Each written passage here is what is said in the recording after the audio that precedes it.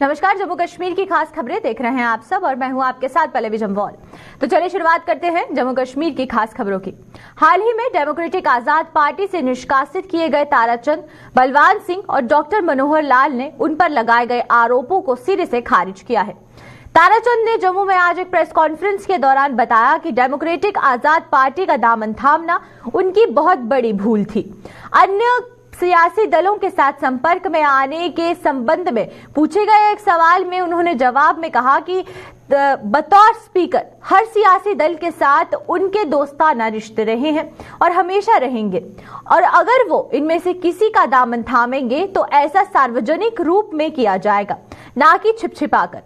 ताराचंद ने कहा यह भी माना है कि कांग्रेस पार्टी से किनारा करना उनकी बहुत बड़ी भूल थी और इसका पछतावा उन्हें हो रहा है।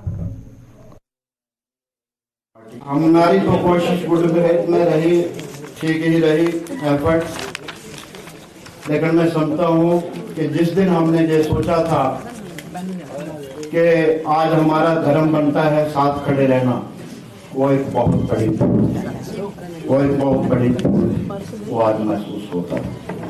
दूसरा, जहाँ तक पॉलिटिकल पार्टीज के साथ ताल्लुकात की बात है, मेरे कहीं भी दूसरी पार्टियों के साथ दोस्ती तो मेरी रही है, मैं स्पीकर रहा हूँ।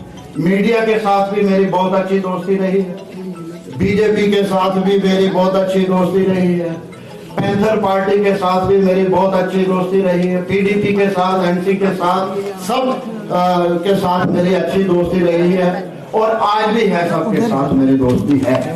जहाँ तक आप जो इशारा कर रहे हैं, अगर मुझे जाना ही है तो मैं शुभ के क्यों मिलता, मैं तो खुले आम जाता। जब मैं जहां आया तो किसी के से शुभ के थोड़े आया, मैं तो खुले आम आया। ये आरोप है और गलत आरोप। कोई भी पार्टी अछूत नहीं है, लेकिन ताराचंद कोई भी फैसला अकेले नहीं लेगा। अपने तमाम साथी जो जहां मेरे राइट और लेफ्ट बैठे हैं, मेरे पीछे बैठे हैं, जो अपने अपने इलाका में बैठे हैं मौजूद लोग, उन सबको कॉन्फिडेंस में लेके हम फैसला करेंगे किसके साथ जाना है। देखिए, जहां तक कांग्रेस का सवाल है, कांग्रेस ने मुझे मैंडेट दी, उसने मुझे सीएलपी लीडर बनाया, स्पीकर बनाया, डिप्टी चीफ मिनिस्टर, और मैंने पार्टी को छोड़ दिया। मैंने अपनी पार्टी के साथ धोखा किया, लेकिन अब जो छोड़ दिया है उसका पछतावा आज तो हो रहा है। और दूसरा जो सवाल है आपका, दूसरा सवाल, वहां हमने धोखा नहीं दिया, वहां हमारे साथ धोखा हुआ है, वहां हमने धोखा नहीं दिया। स्टेट इन्वेस्टिगेशन एजेंसी यानी कि SIA के दिवंगत अलगाववाद नेता सैयद अली शाह गिलानी के श्रीनगर के बरजला इलाके में स्थित घर को सील कर दिया गया है। ये कार्रवाई श्रीनगर के डिस्ट्रिक्ट मजिस्ट्रेट शहीद इकबाल चौधरी के आदेश पर की गई है और SIA ने इसके अलावा कश्मीर घाटी के कई अन्य जिलों में भी जमाते इस्लामी को संपत्तियों को सील किया है और ये मुहिम श्रीनगर के अलावा कुलगाम, पुलवामा, बड़गाम में चलाई गई है। बता दें कि कुछ दिनों पहले श्रीनगर के DM ने सैयद अली शाह गिलानी और जमाते इस्लाम के लोगों की संपत्तियों को पूरी तरह से सील करने का आदेश दिया था और इस आदेश में DM ने राज्य जांच एजेंसी की रिपोर्ट के आधार पर संगठन के सभी लोगों की संपत्तियों को सील करने की बात कही थी।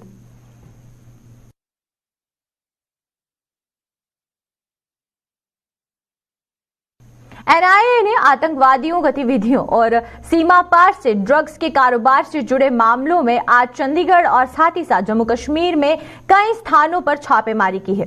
सूत्रों ने कहा है कि इन मामलों में कुछ संदिग्धों के परिसरों और साथ ही साथ ठिकानों पर छापे मारे गए और बताया जा रहा है कि सीमा पार से इस ओर भेजी जा रही ड्रग्स के मामले में शामिल लोगों की धरपकड़ के लिए भी आज ये अभियान चलाया गया। NIA द्वारा अल्पसंख्यकों और सुरक्षा कर्मियों को निशाना बनाने और आतंकी गतिविधियों को फैलाने में शामिल लोगों के खिलाफ जम्मू कश्मीर में 14 स्थानों पर तलाशी लेने के एक दिन बाद ये कदम उठाया गया। एनआईए ने जम्मू के अरनिया सेक्टर के कूल कन्हा और साथ ही साथ कठुआ में ये छापे मारे और साथ ही ड्रग्स के इस कारोबार के तार पंजाब, कठुआ व अरनिया से भी जुड़े हुए हैं। फिलहाल एनआईए की तरफ से इस कार्यवाही पर कोई आधिकारिक तौर पर बयान जारी नहीं हुआ है।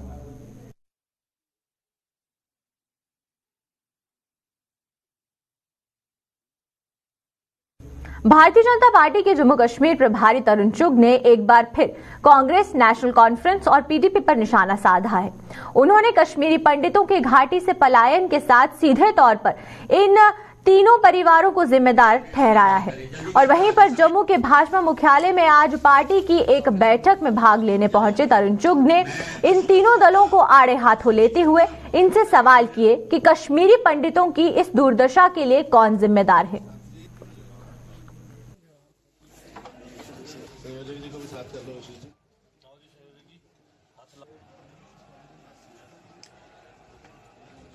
मैं प्रदेश के महामंत्री डॉक्टर मनियाल जी से यहाँ पर उपस्थित 3 परिवारों ने जम्मू कश्मीर को आग लगाने का काम किया। 90 के दशक के अंदर जो आग लगाई गई, जब कश्मीरी पंडितों को वहां से निकलना पड़ा, कौन लोग सत्ता में थे? आज वही लोग कश्मीरी पंडितों के नाम पर पॉलिटिक्स कर रहे हैं। मैं अब्दुल्लाज एंड मुफ्तीज और गांधी नेहरू परिवार से पूछना चाहता हूं कि इनको वहां से विस्थापन क्यों हुआ? कौन मुख्यमंत्री था जब इनको कश्मीर छोड़ना पड़ा? कौन गृह मंत्री था भारत का जब इनको कश्मीर छोड़ना पड़ा? अब भी इनका प्रयास है कि किसी भी सूरत में कश्मीरी पंडित महान ना रहे, इसलिए डर और खौफ का वातावरण बनाया जा रहा है। जे आपके मन में दर्द है तो एक पड़ोसी वहां से कैसे चला गया? अगर आपने उसे दिलासा दिया होता तो 90 को भी ना जाते। किसकी मुख्यमंत्री काल में गया? कौन देश का गृह मंत्री था? किसने सौदेबाजी की? किसको छोड़ा गया? किनको कहा गया कि कश्मीर की गलियों में जाके नारे लगाओ? पीएम पैकेज के तहत कश्मीर घाटी में तैनात किए गए कश्मीरी पंडित विस्थापित सरकारी मुलाजिमों ने आरोप लगाया है कि सरकार उनकी जानों की तुलना अब उनके वेतन से कर रही है, जिसे बर्दाश्त नहीं किया जाएगा। जम्मू में आज एक बार फिर भाजपा के मुख्यालय के बाहर हल्ला बोलते हुए इन मुलाजिमों ने जोरदार प्रदर्शन किया और सरकार द्वारा उन्हें लेकर दिए गए बयान की कड़ी निंदा की है। उन्होंने केंद्र सरकार से इस मामले का संज्ञान लेकर उन्हें इंसाफ देने की मांग की है। हमने वो सब बेयर किया, लेकिन किलिंग को बर्दाश्त नहीं किया जाएगा, क्योंकि हम कश्मीर जॉब करने गए हैं, जान देने नहीं गए। यहाँ जो स्टेटमेंट आया एडमिनिस्ट्रेशन के, हमारी सैलरी की तुलना जो है अपनी जानों से की गई है, इससे हम काफी जो है हमारी भावनाओं को ठेस पहुंचा है। हमें एक्सपेक्टेड नहीं था कि इस तरह का स्टेटमेंट आए, हमें एक्सपेक्टेड नहीं थी कि इस तरह का स्टेटमेंट आए।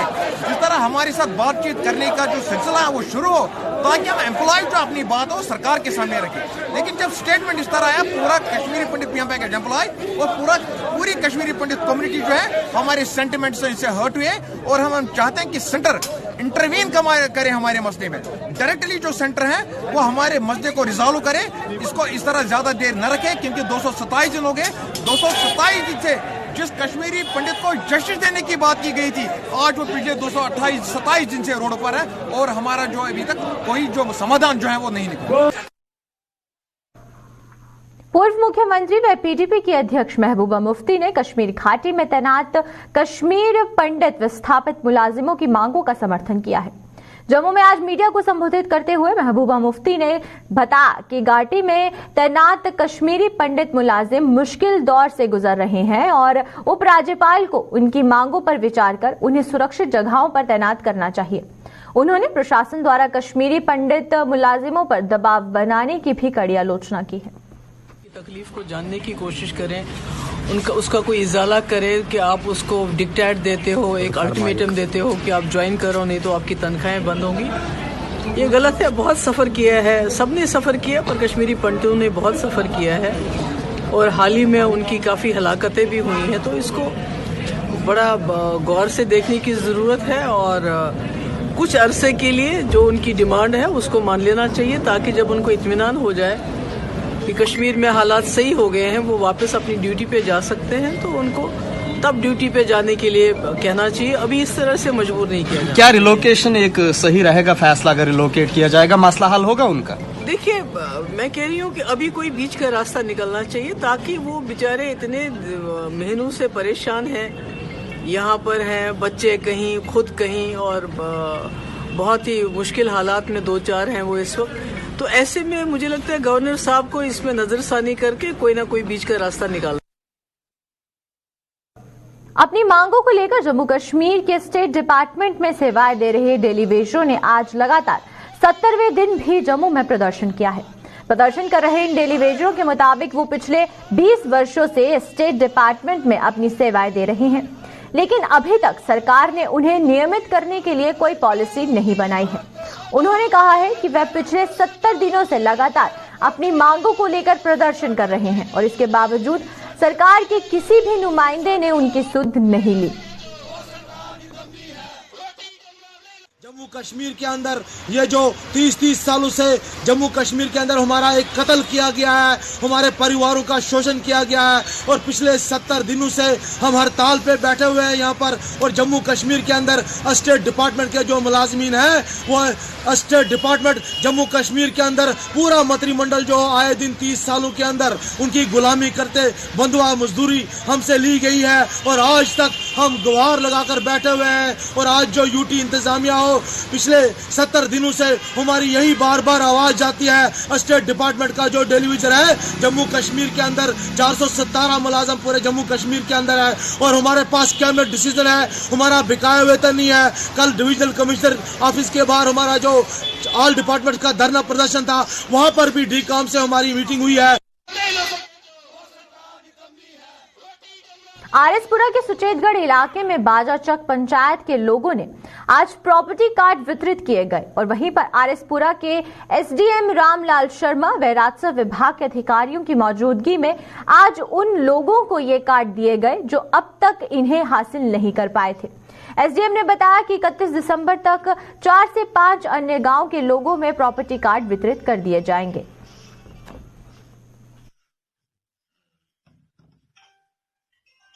उन लोगों के जितनी जमीन है, जो प्लाट का 10 मरले है, 2 मरले है, 5 मरले है, जितनी है, तो उसकी चारदीवारी होती है वो सारा। तो उसकी आज तक किसी को प्रॉपर्टी के प्रोप्राइटरी राइट नहीं थे, मालिकाना हकूक नहीं थे उन लोगों को। ना उसके को लोन ले सकते थे, ना वो कहीं रहन रख सकते, कुछ भी नहीं मिलता था उनको।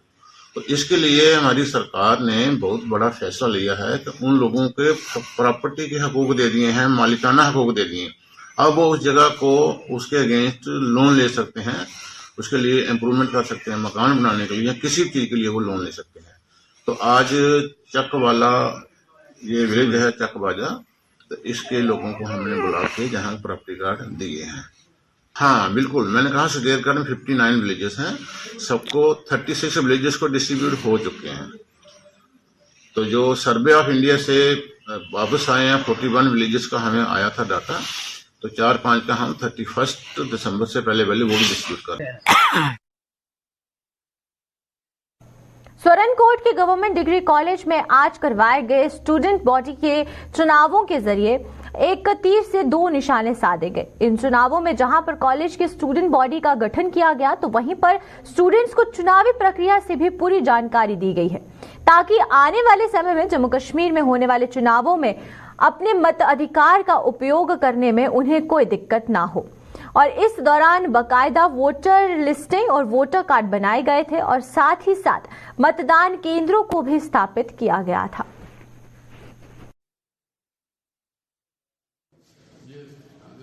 हमने इनिशिएटिव लिया है बच्चों को, ये एक जैसे ट्रेनिंग होती है, एक वर्कशॉप भी है बच्चों की, क्योंकि स्टूडेंट बॉडी का इलेक्शन हमने करवाया है। And we try to ensure कि जो इलेक्टोरल प्रोसीजर फॉलो किए जाते हैं इलेक्शन कमीशन ऑफ इंडिया के तरफ से, वो इलेक्शन प्रोसीजर्स हमने फॉलो करने की कोशिश की है।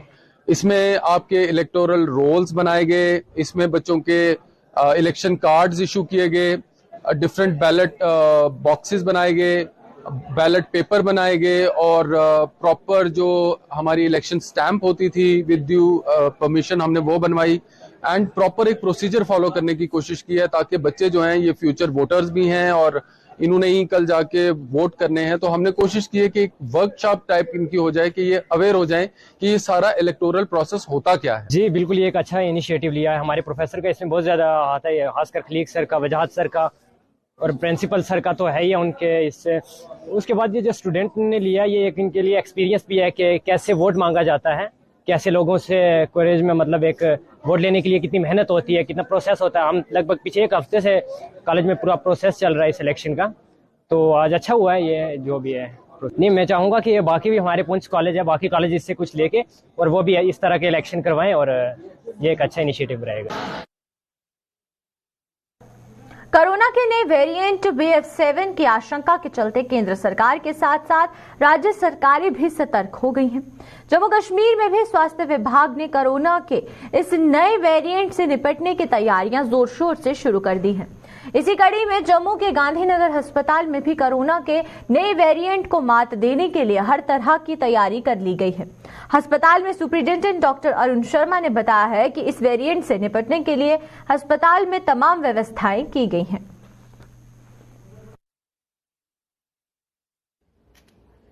हमारा हॉस्पिटल जो है ये MCH हॉस्पिटल गांधीनगर, हमने लास्ट 3 जो कोविड है, Covid 1 phase, 2nd phase, 3rd phase, इसको हैंडल कर रहे हैं और आज की डेट में हमारे पास 200 बेड्स हैं जिसमें हमने नॉन कोविड भी रखा हुआ है।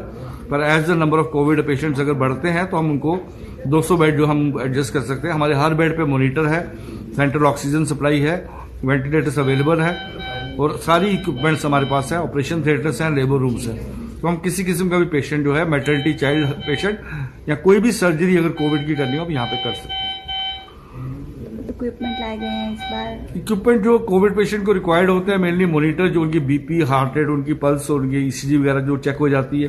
देन वेंटिलेटर रिक्वायर्ड अगर हो पेशेंट को वो है। देन हमारे पास ऑक्सीजन कंसनट्रेटर्स हैं, हमारे पास एक्सरे मशीन्स हैं, उनके एक्सरे वगैरह रिक्वायर्ड हो तो मेनली वही है। और कोविड पेशेंट को मेन ट्रीटमेंट जो ऑक्सीजन होती है वो सेंट्रल ऑक्सीजन सप्लाई है। हमारे प्लांट 3 प्लांट हमारे यहाँ पे लगे हुए हैं तो सफिशिएंट तो सारा मशीनरी इक्विपमेंट हमारे पास है। किन किन चीजों का एहतियात बरतने को आप कहेंगे? कोविड अप्रोप्रिएट बिहेवियर जो है लोगों को रखना चाहिए, 2 गज की दूरी बना के रखे, हाथ जो है हैंड वॉशिंग का खास ख्याल रखे, मास्क लगा रखे और भीड़ भड़के में मत जाए, घर में रहें आराम से जहां तक आप अवॉइड कर सकते हैं। बूढ़ों को, बुजुर्गों को और बच्चों को बचा के रखें, उनसे ज़्यादा प्यार ना करें और उनको ताकि उनको बीमारी ना लग सके।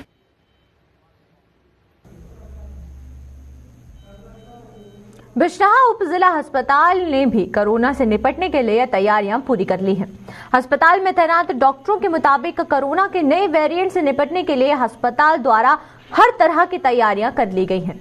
हालांकि इस नए वेरिएंट को तभी मात दी जा सकती है जब लोग सरकार द्वारा जारी कोविड गाइडलाइन का पालन करें। उन्होंने लोगों से इस वेरिएंट से बचने के लिए सरकार को गाइडलाइन पर अमल करने और साथ ही साथ बूस्टर डोज जल्द लगवाने की अपील भी की है।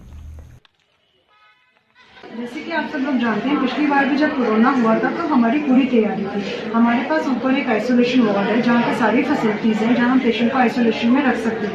पिछली बार भी हमने mild to moderate cases admit किए थे कोरोना के और उसको उनका इलाज भी किया था। हमारे पूरे 24 आवर्स डॉक्टर ड्यूटी पे थे जो उनको समय समय पर देखा करते थे और उनकी दवाइयाँ भी अस्पताल से मिलती थी। तो इसमें हम बिल्कुल घबरा नहीं रहे हैं, हमारे पास पूरी तैयारी है।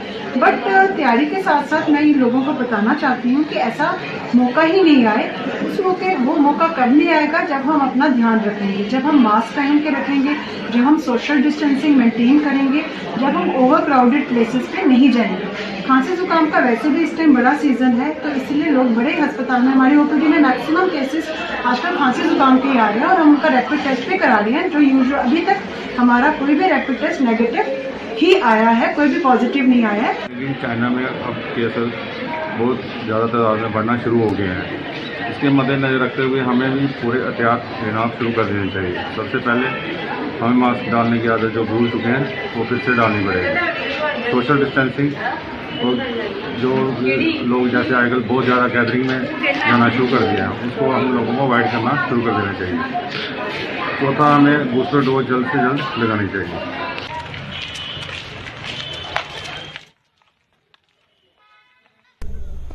5 सालों तक बंद रहने के बाद जम्मू के मेडिकल कॉलेज का चोपड़ा नर्सिंग होम अब जल्द शुरू कर दिया जाएगा। इसकी जानकारी जीएमसी की प्रिंसिपल डॉक्टर शशि सुधन शर्मा ने दी। उनके मुताबिक चोपड़ा नर्सिंग होम की मरम्मत का काम पूरा होने वाला है और जल्द ही से दोबारा शुरू कर दिया जाएगा। इसके खुलने से जम्मू के लोगों को बेहतर स्वास्थ्य सुविधाएं मिलेंगी। उन्होंने बताया कि चोपड़ा नर्सिंग होम में 4 ऑपरेशन थिएटर के अलावा मरीजों के लिए 80 कमरों की सुविधा होगी। 14 करोड़ की लागत में ये जो इसकी Chopra nursing home almost more than 5 years ये बंद रही फैसिलिटी हमारी, तो अब बिल्कुल तेज़ी से काम चल रहा है। 80 कमरे हैं, स्पेशल रूम्स होंगे विद अटैच टॉयलेट्स, और ये बिल्कुल नॉमिनल गवर्नमेंट फिक्स रेट्स पे जैसे हम सर्विसेज दिया करते थे पहले, वो फिर से शुरू हो जाएगा। इसमें अभी 4 ऑपरेशन थिएटर्स भी ऐड हो जाएंगे, वो स्टेट ऑफ आर्ट होंगे बेस्ट पॉसिबल, और यहाँ के ही डॉक्टर्स जो अपने प्राइवेट पेशेंट्स को ऑफ ड्यूटी आवर्स में यहाँ पे भी जैसे पहले सर्जरीज और प्रोसीजर्स और इंटरवेंशंस करते थे वो सारी करनी शुरू हो जाएंगे। तो ये एक बहुत बड़ी सुविधा होगी। वैसे तो फीडबैक्स के हिसाब से हमारे पेशेंट्स काफ़ी सेटिस्फाइड हैं, स्पेशली जब से ये 96 बेडेड हमारी नई इमरजेंसी आई है, वो स्टेट ऑफ आर्ट है, हाई एंड इक्विपमेंट सारा है, सारे ऑक्सीजन सपोर्टेड हैं, और हमारे मल्टी पैरा मॉनिटर्स हैं वहाँ पे। तो पेशेंट्स का सेटिस्फेक्शन लेवल बड़ा है, लेकिन इसमें और बढ़ावा होगा। क्रिसमस के त्योहार को अब कुछ ही घंटे शेष रह गए हैं। इस पर्व को धूमधाम के साथ मनाने के लिए जम्मू वासी कमर कस चुके हैं। जम्मू व इसके आसपास के इलाकों में क्रिसमस की तैयारियां पूरी कर ली गई हैं और इस त्योहार के मद्देनजर गिरजाघरों को जहां पर खूबसूरत ढंग से सजा दिया गया है, वहीं पर क्रिसमस वहीं साथ सजावट के सामान की बिक्री पर भी जोर पकड़ चुकी है। इस त्योहार से संबंधित सामान की बिक्री करने वाले दुकानों पर लोग अपनी अपनी पसंद के हिसाब से खरीदारी कर रहे हैं और लोगों को क्रिसमस पर विशेष संदेश भी दे रहे हैं। जिस तरह से मेरे पीछे ये दुकान है और यहाँ पर बहुत सारे ऐसी चीजें हैं जो एक दूसरे को ग्रीटिंग की तरह दी जा सकती है, डेकोरेशन के बड़े जैसे सामान है, और इन सब का एक ही मैसेज है कि इन सब का एक मैसेज जो बनता है वो पीस का है, और हम लोग ऐसे क्रिश्चियन जो है वो हमेशा पीस को डिक्लेयर करते हैं। मैं किसी धर्म जात के को तोड़ने या बनाने नहीं आया, मैं धार्मिकता को, राइचियसनेस को स्थापित करने आया हूँ, मैं लव को स्थापित करने आया हूँ। उसी का मैसेज हम इन डेकोरेशंस के द्वारा देते हैं, क्रिसमस ट्री के द्वारा देते हैं, एक दूसरे को ग्रीटिंग्स करके देते हैं, एक दूसरे को गिफ्ट देके करते हैं। बहुत रौनक लगी है बाजारों में। हम भी शॉपिंग करने के लिए आए हैं क्रिसमस की, तो हम देख रहे हैं कि बड़े लोग उत्साह से मना रहे हैं ये क्रिसमस को, और हमने देखा कि 22 को भी झांकी जब निकली तो बहुत लोग उसको बड़े अच्छे तरीके से सेलिब्रेट कर रहे थे। हम भी लोगों से यही अपील करना चाहते हैं आपके माध्यम से कि जो जैसे क्रिसमस होता है, दिवाली होती है या ईद होती है, गुरपुर होता है, सभी लोग मिलकर मनाते हैं। हम भी चाहेंगे कि ये जो क्रिसमस का त्योहार है, जैसे हम शॉपिंग करने के लिए सब मिलजुल के मनाना चाहिए, एक भाईचारा बना जाना चाहिए। आपके माध्यम से यही बोलना चाहते हैं। पुंछ में चोरी की घटनाओं का सिलसिला जारी है। बीती देर रात चोरों ने पुलिस स्टेशन के नजदीक कुछ दुकानों को अपना निशाना बनाते हुए वहां से माल उड़ाया और रफू चक्कर हो गए। पीड़ित दुकानदारों ने इसकी शिकायत पुलिस से की, जिसने मामला दर्ज कर चोरों की तलाश शुरू कर दी है। इससे पहले भी पुंछ कस्बे में चोर कई दुकानों को अपना निशाना बना चुके हैं। सुबह 2:30 से और 3:30 के दरमियान में ये मसला वाक़या हुआ है और ये ताला तोड़ा गया है। यहाँ से ताला तोड़ के अंदर से मेरे 2 गले हैं। एक चिकन का, मटन का होता है, इसमें पैसे हम रखते हैं। चिकन का पैसा रात को इकट्ठा होता है जब, तो सुबह दुकानदार को देके हम लोग वहाँ से ले आते हैं, तो माल लाते हैं। तो वो पैसा भी कहाँ पे डब्बा, यहाँ दावते सामने के डब्बा जो ज़कात का पैसा निकालते हैं वो भी उठा के ले गया। एक मेरा हथियारा टोका जिससे मीट काटते हैं वो भी उठा के ले गया है, और भी सामान गया, कापियाँ शापियाँ की हैं, कोई मेरे लाइसेंस की कापी भी गायब है यहाँ से, और जो बेटी की कापियाँ रखी होती हैं वो भी सारी सब गायब हो गई हैं यहाँ से सारा कुछ। मतलब मुझे ताज्जुब इस बात से आ रहा है, हैरानी की बात है, ये ताला भी बड़ा सख्त है, जिसको तोड़ने के लिए उसको जान लगी थोड़ी सी, तभी किसी को पता नहीं चला। और साथ में ही इधर पुलिस स्टेशन है हमारे पास में, यहाँ पे आने से भी डर लगता है किसी को कि रात को क्या कैमरे भी लगे हुए हैं। वो आ भी गया थी, रात को दुकान बंद करके हम ताला शाला मार के थे, आपने बिल्कुल होश आवाज़ में। सुबह हम आए तो हमसे पहले यहाँ जो मार्केट के बंदे आए थे उन्होंने देखा शटर आधा हुआ था। फिर हम आए तो हमने शटर उठाया, अंदर से देखा ना कुछ कैश वगैरह कुछ भी नहीं थे अंदर, और कुछ डॉक्यूमेंट्स हमारे ज़रूरी थे जो सारे यहाँ से ले गया बंदा। हमारी CCTV पेज में कैमरा उसमें आया है लेकिन शक्ल नहीं साफ आई है। और हमने एप्लीकेशन भी दी है थाने में, अभी तक कोई बंदा सुना पुलिस वाला भी यहाँ पे।